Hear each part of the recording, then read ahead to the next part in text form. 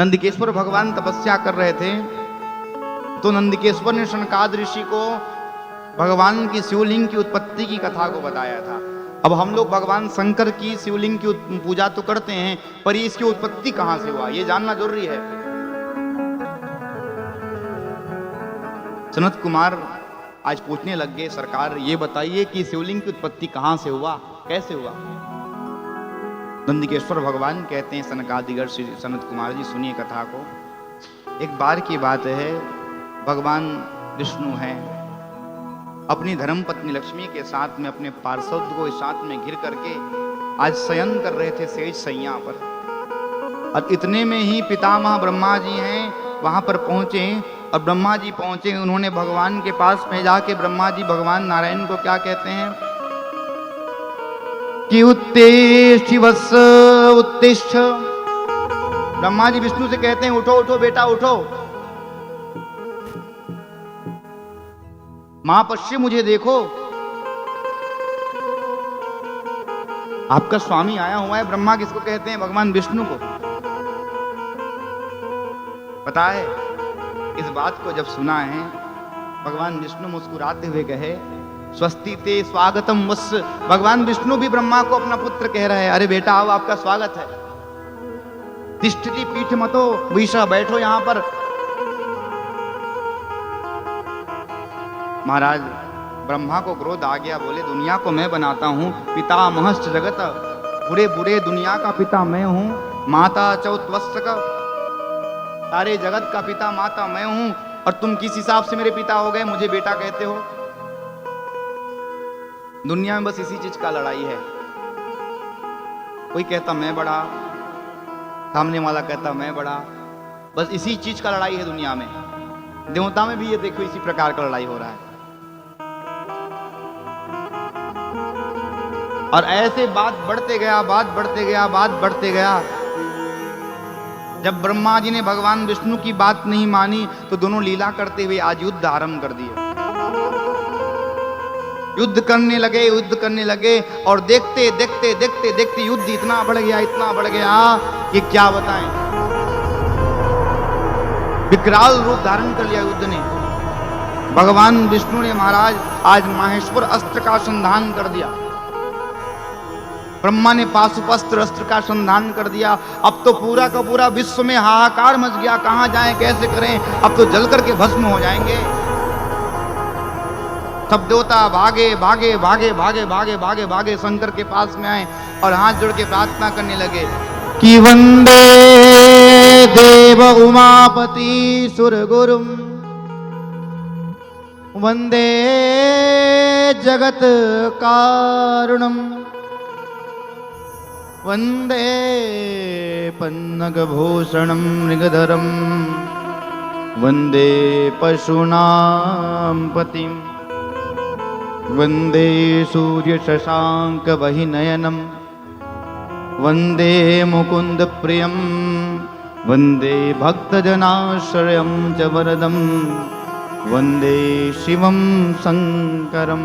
अरे बाबा बचाओ बचाओ, वंदे देव उमापति, हे उमा के पति सरकार आपके शरण पर आए हैं, बड़ा हम पर तो कष्ट की बात है। उधर नारायण और ब्रह्मा जी में युद्ध छिड़ गया है। देवता भगवान शंकर के पास में जाकर के युद्ध को रोकने की प्रार्थना करने लग गए।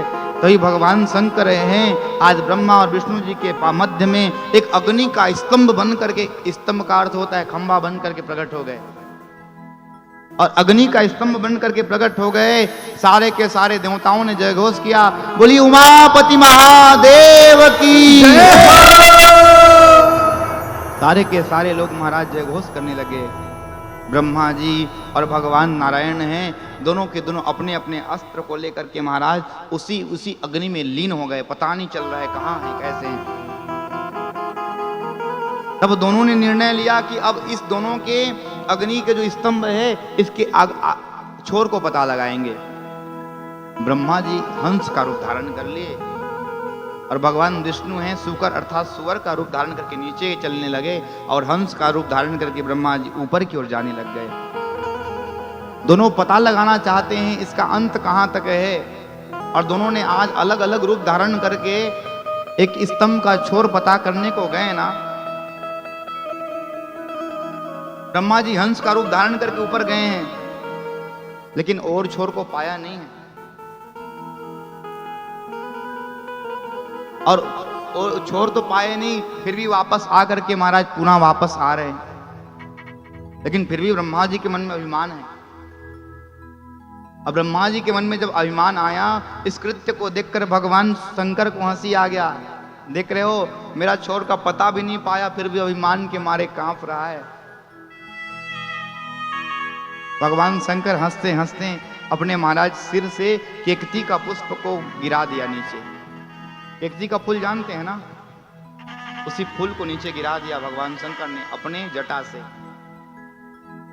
और जैसी ऊपर से केकती का पुष्प नीचे गिर रहा था, पुष्प नीचे गिर रहा था, और गिरते गिरते कई युग हो गया, और गिरते गिरते आ रहा है, क्योंकि भगवान शंकर का महाराज जो अग्नि का स्तंभ है, छोटा मोटा कोई थोड़ी ना है।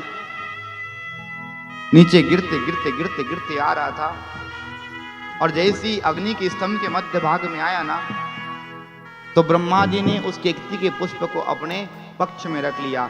सोच रहा है कि उस छोर से गिर करके आ रहा है, तो ये तो पता बताएगा ना, ये सबूत बन जाएगा कि देखो उस छोर से मैं इस फूल को लेकर के आया हूं। किसको बताऊंगा? भगवान शंकर को जाके बताऊंगा, ये सबूत हो जाएगा। और उसको अपने पक्ष में रख लिया, और अपने पक्ष में रख करके महाराज वहीं चले गए जहां से वापस उन्होंने हंस बन करके उड़ना चालू किया था। भगवान शंकर के पास में जाकर कहने लगे कि मैंने आपके उस छोर को पता लगा करके आया है, और सबूत में किसको लेकर के आया हूं? एक केकती का पुष्प। ये कहां से गिरा है? भगवान शंकर की जटा से भगवान ने खुद गिराया था। हम लोग तो भी ऐसी करते हैं मेरे प्यारे। दुनिया में सबके पास होशियारी करना, भगवान के पास मत करना। वो तो सर्वज्ञ हैं, सारा चीज को जानने वाले हैं, और हम लोग यही गलती कर बैठते हैं ना। भगवान के पास भी हम लोग होशियारी करना आरंभ कर देते हैं। दमोह का मेला चल रहा था चाचा, और मैं ठीक गुजरगढ़ से कथा कह करके वापस आया, तो एक यज्ञ था। एक व्यक्ति बाहर से आया था और राम जानकी मंदिर में प्रवेश किया, और चप्पल को सीढ़ी में रखा। मैं देख रहा हूं, और सीढ़ी में रख करके उधर राम जी का वहां पे कर भजन गा रहे, तुम्हें वो माता चपिता तुम्हें वो। फिर देखता है इतना में बंदर आ गया और चप्पल को छीलना चालू कर दिया। वो तुम्हें वो माता कहाँ रे बोल चप्पल देख रहे, घर के ले जाई। भगवान के पास में होशियारी करोगे ना, तो चप्पल तो चोरी होगा ही महाराज। दुनिया का सारा चीज चोरी हो जाए तो बड़ा मुश्किल हो जाएगा। यही चालाकी आज ब्रह्मा ने किसके साथ किया है? भगवान शंकर के पास में किया। खुद तो जा नहीं पाए, लेकिन उस केकती की पुष्प को अपना सबूत बना रहा है, गवाही बना रहा है। पता है? और आज ब्रह्मा जी हैं, भगवान शंकर के पूजा करने के लिए तैयार हो गए, और उस केकती के पुष्प को ला करके षोडश उपचार से भगवान का पूजा को करना चालू किया। और जैसे ही भगवान नारायण महाराज नीचे से आए और बोले मैं तो पता नहीं लगा पाया नीचे कहां तक भगवान का ये स्तंभ है। और विचार ये था महाराज, जो इस ओर छोर को जो पहले पता लगा करके आएगा वही श्रेष्ठ होगा, वही किसी का पिता होगा। भगवान नारायण हैं, अब ब्रह्मा जी को श्रेष्ठ मानने के लिए तैयार हो गए। बोले अब मैं ब्रह्मा जी का पूजा कर सकता हूँ, क्योंकि ब्रह्मा ने तो उस ऊपर के छोर को पता लगा करके आया है, और मैं कहाँ, मैं तो निकृष्ट हो गया, मैं तो पीछे का नीचे का पता भी नहीं लगा पाया ना। भगवान शंकर सारा चीज को देख रहे हैं, और भगवान विष्णु के आज सत्य निष्ठा से भगवान शंकर बड़े प्रसन्न हो गए, अप्रसन्न हो गए महाराज। और भगवान विष्णु को शंकर ने कहा कि आज से आपको मेरे बराबर की पदवी उपाधि प्राप्त हो जाएगा। और उसी समय भगवान शंकर की भ्रिकुटी से, एक भ्रिकुटी के मध्य भाग से महाराज भैरव प्रकट हो गए। और भैरव प्रकट होकर के भोले बाबा ने कहा, ये ब्रह्मा को पूजा कराने का बड़ा शौक है, जा तो इसकी अच्छी सी पूजा करो। और भैरव तो महाराज अब ऐसा तांडव करना आरंभ कर दिया, ऐसा तांडव करना आरंभ कर दिया कि पूरा का पूरा धरती धड़ाम धड़ाम हिलना चालू कर दिया हो। इसका तात्पर्य क्या है?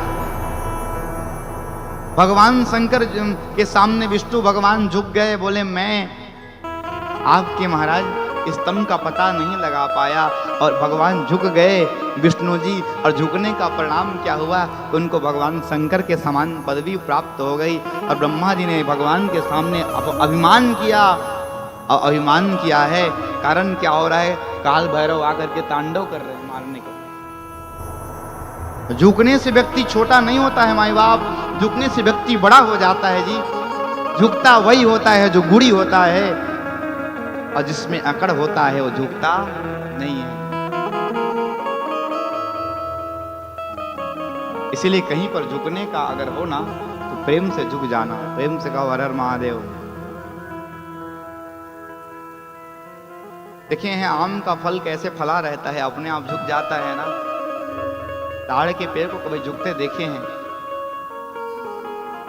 एक बड़ा सुंदर किसी कवि ने कहा ना, पंछी को छाया नहीं फल लागे अति दूर। बड़ा हो जाओगे और आपको झुकना नहीं आए तो क्या मतलब का? बड़ा हुआ सो क्या हुआ, अरे जैसे पेड़ खजूर, पंछी को छाया नहीं लगे, अरे फल लागे अति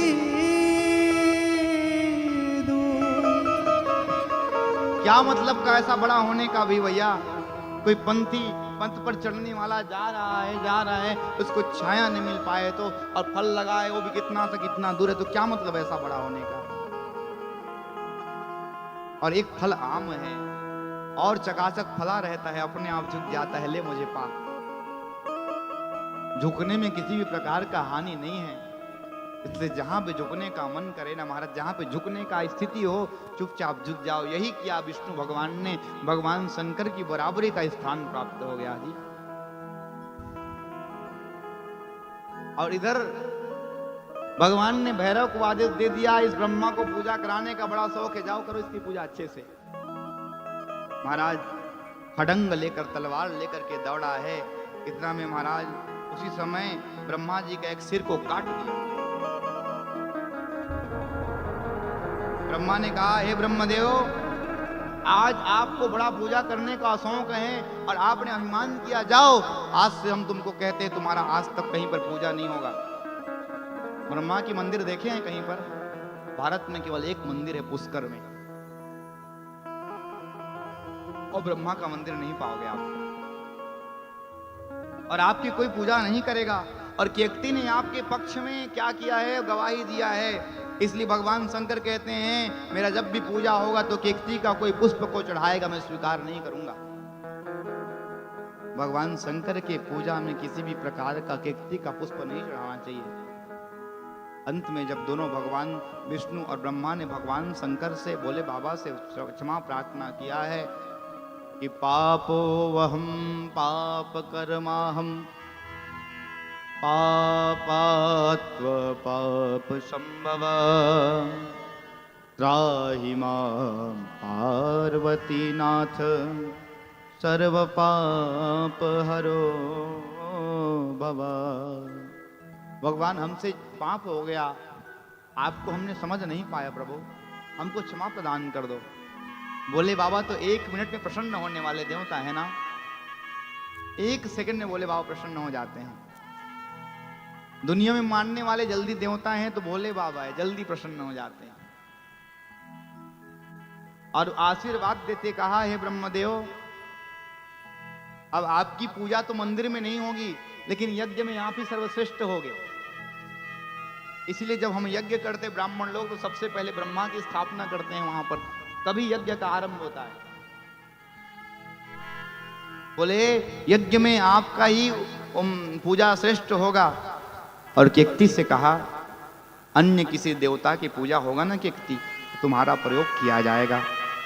आगे भगवान शंकर कहते हैं कि दीने में तत्पुण्यम भविष्यति महत्तरम शिवरात्रि नति ख्यात तिथिरेषां मम प्रिया।